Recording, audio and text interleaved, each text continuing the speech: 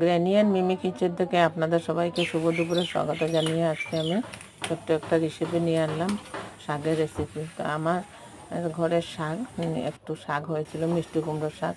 তো তার সাথে সামনে খালি মাঠ আছে, ওইখানে মেলেঞ্চা শাক ছিল, আরও কুলমি শাক। তো সব মিক্স করে আমি মাছের মাথা দিয়ে রান্না করব।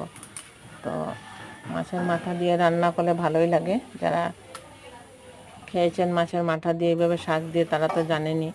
তারা যদি অপছন্দ হয় তো স্কিপ করতে পারেন। যারা খাননি, আমার রেসিপিটা আপনারা দেখতে থাকুন আমি কিভাবে শাক দিয়ে আর মাছ দিয়ে রান্না করছি। তো শাকও অল্প, তাই আমি আলু একটা ছোটো মতো নিলাম, বড় আলু নিলামও না, 2টা আলুও দিলাম না। তো শাকগুলিকে আমি কেটে বালতিতে লবণ দিয়ে আধা ঘন্টা আমি রাখবো। আধা ঘন্টা রাখার পর 3-4 বার ধুয়ে তারপর রান্না করব।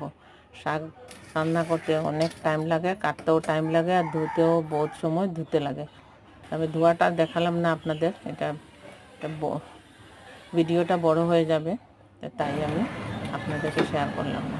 তো তেল দিয়ে মাছের মাথাটাকে আমি ভেজে নেব।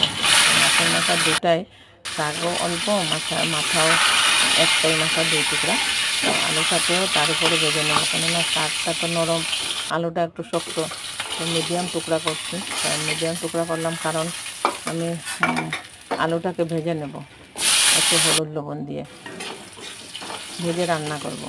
তো কখনো আমি মাছের মাথাকে আমি ছোট ছোট করে কেটে আমি রান্না করি। ছোট ছোট করে কেটে দিতে হয়। যখন আমাদের 3-4 দিন পরে মাছ 2 বা 3 বার রেখে যায়, তো আমি ফ্রিজারে রেখে দিই। যখন 4 টুকরা 5-6 টুকরা মাথা হয়ে যায়, এগুলোকে আমি ছোটো ছোটো করে কেটে তারপর মশলা দিয়ে আমি রান্না করি।